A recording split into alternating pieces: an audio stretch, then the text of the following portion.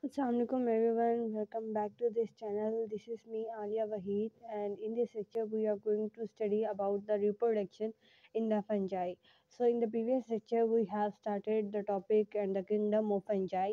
We have discussed that what is the intro of fungi, we have discussed what is the distribution of them, where they live, what is the habitat of them, and after that we have studied what are the some characteristics of fungi. We have studied that they have some characteristics similar to the animals and some characteristics are similar to the plants. So next thing we have discussed what is the mode of nutrition in them, that we say that they are nutritionally heterotrophs because they cannot synthesize their own food, and there is no photosynthetic process in them.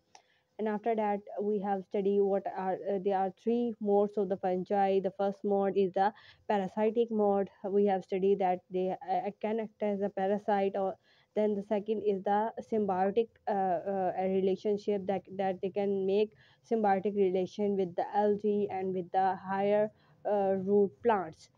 Then we have studied that they have another relationship, which is they can be saprotrophs, means they can consume on the dead matter.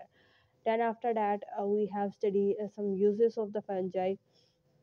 Now, in this lecture, we are going to study how fungi reproduce itself.